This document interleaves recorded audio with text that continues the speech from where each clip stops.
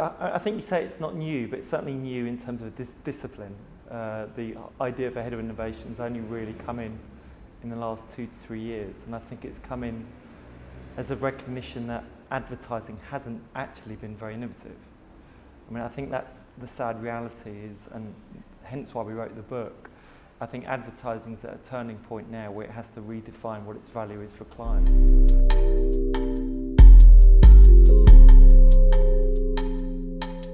By Ben Melbourne, who's now at Google, he talked about, it's probably about 4 years ago, he talked about, is there a need for an innovation officer within agencies?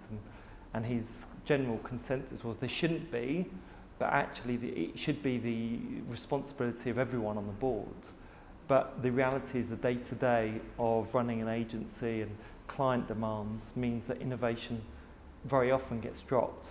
And so therefore his general consensus was it does need someone that has that remit and is tasked with making sure the agency is innovative. But I think it's important to note that innovation's not just about what we're doing for clients, but also what the agency itself actually is, and actually innovative in terms of understanding what the business models and how they should change, but also the products that you should be delivering to clients.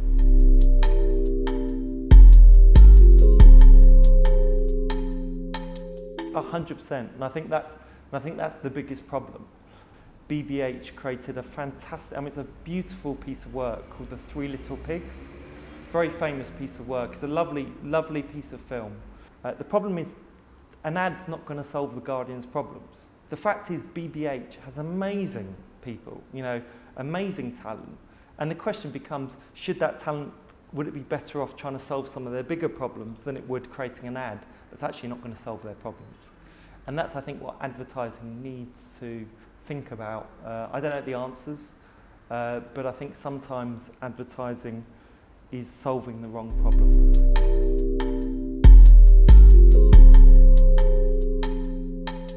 I think it should go as far as the relationship will go. You know, if we look at going back to what is it the industry really provides. I mean, firstly, understanding people and how people behave and how to connect with those people. And so if you're going to a product level, why not? I mean, it's the reality of it. It depends on your relationship with the client.